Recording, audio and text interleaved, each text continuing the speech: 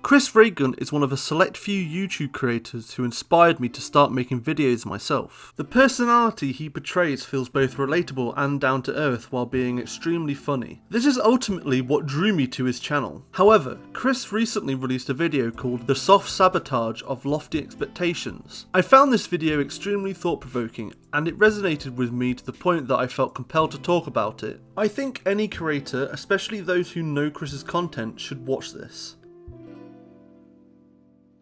Chris opens by saying that he's struggled to talk about his current predicament because he feels everything on his channel these days has to be high quality or it's lazy and garbage. He views every video like an album in a discography. One bad album reflects poorly on the whole discography. He uses the analogy that you'd be pissed off if you bought an album for your favourite band and the whole thing was just the band talking about their issues. He acknowledges this line of thinking is wrong because YouTube isn't like that. However, he never states why. So why isn't a YouTube channel like a discography? The most obvious answer is that if you don't like a video, you can just unlist it or delete it. But that doesn't really address the issue of the video reflecting badly on the channel, because your subscribers and viewers will have seen that video. Instead, I think Chris is looking at the analogy the wrong way. Videos aren't albums. They're songs. You have your bangers, your classics, and maybe even your one-hit wonder. But every band has other songs too. Maybe a rock band throws in a calm acoustic personal track, or you could even look at it as a bonus track or an interlude. Although these don't have mass appeal or aren't objectively the popular songs, they feel more personal to die-hard fans and give them a more in-depth and complete experience. For example, as a huge fan of Enter Shikari, I can't listen to Sorry You're Not a Winner without Interlude 3. This enriched personalised experience occurred with this video.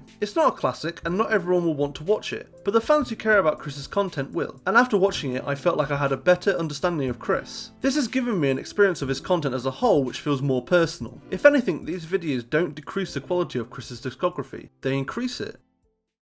Chris does not like the current commentary videos that latch onto trends in order to grow. He prefers content creators such as Julian Smith, who I don't know, and JonTron, who I've watched a ton of. However, he states this has caused him to have a scaling issue. The short film style of a JonTron-esque channel was enticing to Chris when he first went full time. Chris feels like his content is nowhere near as good as Julian or JonTron. Similar to JonTron, Chris wants to make videos which prioritise quality over quantity and that people want to return to and watch multiple times. This quality over quantity philosophy is in his opinion the main reason for success, but the cause of his success is the cause of the anxiety and stress over making videos. Although I can understand his point of view about the quality of content, my initial reaction was that I disagree. It is fantastic watching videos that people have put their heart and soul into, but there's more to videos than just pure quality. I reference back to my video about how much I enjoy Sean co-productions. It's hard to explain, but there's a certain charm to videos where the video is unique and the individuals involved value having fun with their friends over having some astronomical production quality. Chris Reagan has in my opinion the two best side characters in internet history. This is something Chris is actually excelling in over JonTron, even when Jacques was prominent. In late April, Chris released a video which was just him arguing with Tom Sweeney about sending rubbish to the sun. It was so funny and entertaining, despite only having a few funny edits here or there. This was a video where the high production quality was reduced,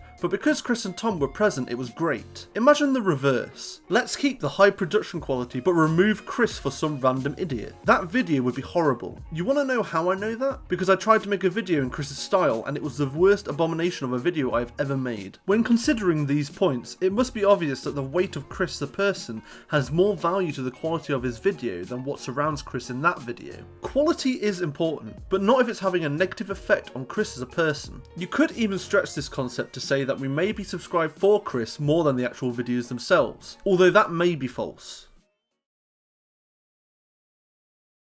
We are then told about the history of Chris's channel. Chris states that there is an obvious progression and improvement in his videos. This is something I agree with and is another similarity to JonTron's content. However, Chris feels like he's hit a ceiling. Because he can't objectively quantify his improvement anymore, he struggles to accept the positive feedback he gets from viewers. The need for better and better videos is portrayed through his example that he has written 25 full videos which are planned out fully and only 5 have become videos. Chris feels like if his videos aren't bigger and better then he's a failure. To justify his success, Chris says he has to make better videos every time, but that they aren't feasible and eventually the concept collapses, resulting in feelings of being unworthy. Chris acknowledges this is a self-fulfilling prophecy, but struggles to prevent his line of thinking. Not only does this seem understandable, but I've struggled a little bit with this myself. My first Filthy Frank clone video did absurdly well, and although I put a good amount of research into it, it was objectively worse than Doplex's and Madyox's videos on the matter. I got more views despite making worse content because I was the first to make a video on it, and I got suggested on other big videos. It was successful because of luck and optimization,